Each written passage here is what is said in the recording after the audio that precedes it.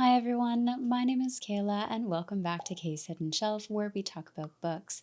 Today I have a tag video for you and this one's gonna be off the cuff, so to speak. So I was tagged in the book acquiring tag by Nico over at Nico's Book Reviews. I'll leave a link down below where you can find his channel and the link to his version of this tag, along with the original tag video. So without wasting any time, let's dive in with the first question, which is, do you plan your book purchases ahead or impulse buy?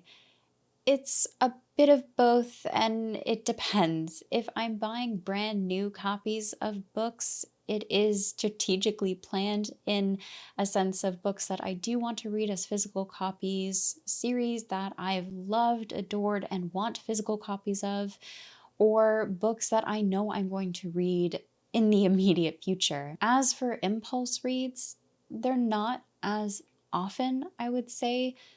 Those probably come up more when I'm out at used bookstores or thrift shops and a book shows up that maybe I didn't even think of getting a physical copy of, but it looks great. I know it's something I might want to read down the line and the opportunity is there. So the used copies are probably more of my impulse buys, whereas new books are a bit more strategic and planned out. Question number 2, how do you decide what books to buy?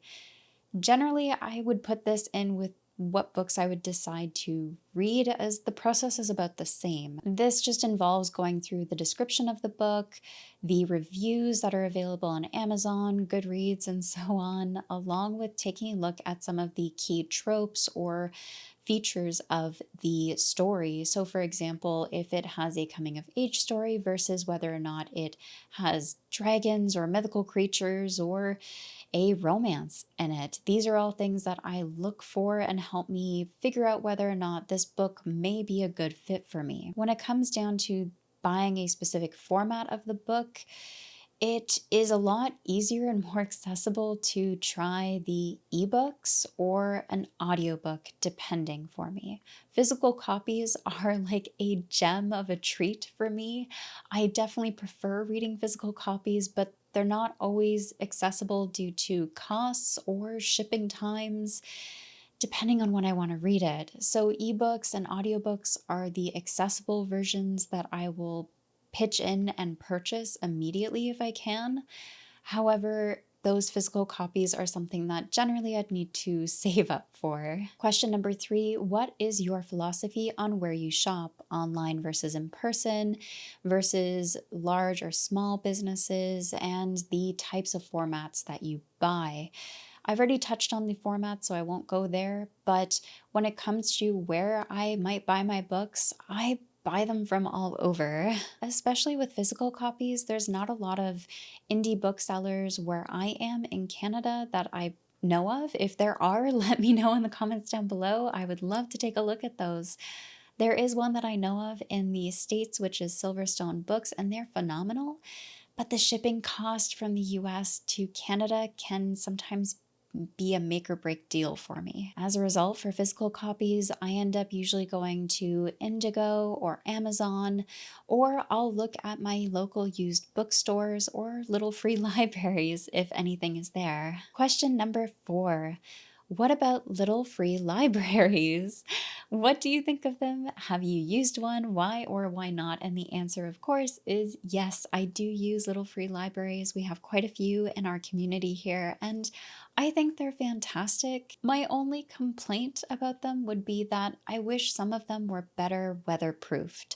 For here in Canada, we get all kinds of crazy weather, and the rain in particular is a big one that destroys a lot of beautiful and brand new copies of books very quickly if the book box isn't built properly, which some of them are and haven't been fixed.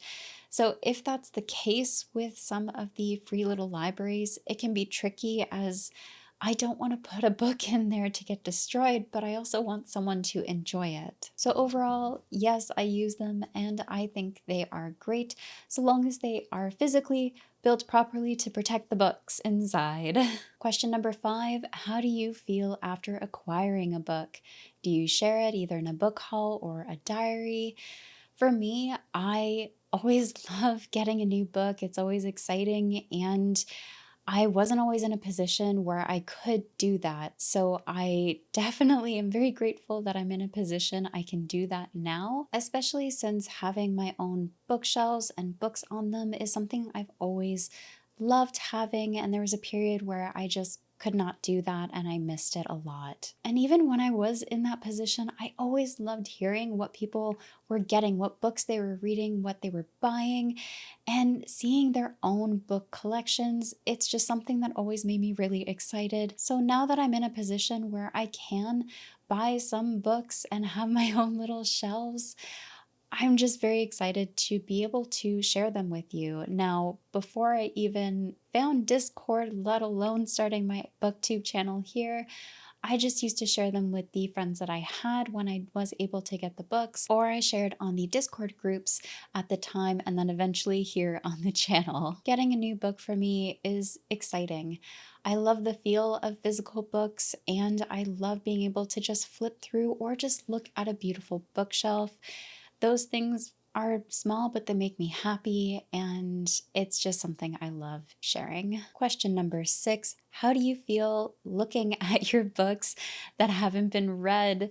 Does it matter if it's currently a lot or a little amount? Oh no.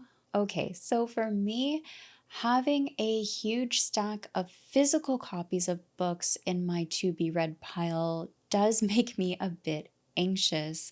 I don't like having a lot of uncompleted or to do stuff just sitting there in the background waiting for me. That's just my own thing.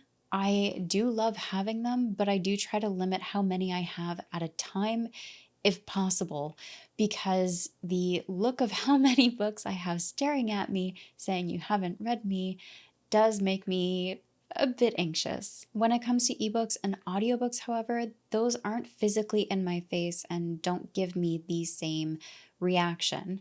I know that they're there and one day I will get to them, but when it comes to physical copies, these are taking up space in my home and I have not gotten to them yet, which is the task I need to do. So yes, physical copies make me a little bit anxious when I have too many unread ones sitting around, but ebooks and audiobooks don't evoke that same anxiety feeling from me. Question number 7, how do you decide what number of unread books is the right amount? This is tricky and I'm not quite sure how to answer it. I guess I would say if I have more unread books than I can read within the next year, that's too many. I want to be able to complete reading the unread books that I have on my bookshelf within a year span so that I'm not getting crazy about hoarding these books that I haven't even read yet. Question number 8, do you have a TBR game or process for reading them? I don't have a TBR game. However, when it comes to my commitment reads, such as review copies sent to me from authors, those take priority. However, beyond that, it's just mood reading, whatever I'm in the mood to pick up, whatever sounds good. And sometimes when a friend says, hey, I'm reading this, I see it's on your long TBR list, would you like to join me and read it together? I'll pick it up. So it's kind of up in the air for that. Not really a solid process, but it is what it is. Question number 9. Do you have a book buying problem? If so, what is the nature of it and can it be adjusted? If I say no, that means I'm probably in denial, right? I guess the easiest way to say it is I don't think I have a book buying problem because I'm methodical in what I buy. I plan out the physical copies or the ebooks or the audiobooks that I purchase, and if I had to stop buying books altogether, there were other means for me to read books, such as the local libraries or the little free libraries that are available around me. I don't think it's something that is a problem because it's not something I'm addicted to. I guess the best way to say it is that I don't think I have a book buying problem because I'm not out buying books every time there's a sale. I'm not out buying books whenever I see them. I can go into a bookstore and walk out with nothing. I'm methodical about what I buy, when I buy it, and if I had to stop buying books, I could do it no problem because there are other ways of reading books, either through my local libraries or the little free libraries in my community. Buying books more allows me to read what I want to read when I want to read it. It's more freeing of a reading experience as opposed to reading what is only accessible at the time. Overall, I don't think I have a book buying problem, but I also buy more books than I used to, so you decide. So that was the last question in this tag. The final step here is to tag a few people, and for that I'm going to tag Kate over at the Literary Apothecary, Leslie at the Nerdy Narrative, and Hannah Blackwell. I'd love to hear their answers to this and how they manage their book buying or book acquiring. If you make videos and you'd love to give this a go, consider yourself tagged. Thank you again, Nico, for tagging me, and for all of you watching, I'd love to hear your answers to some of these questions down below. As always, thank you for watching and take care of yourselves.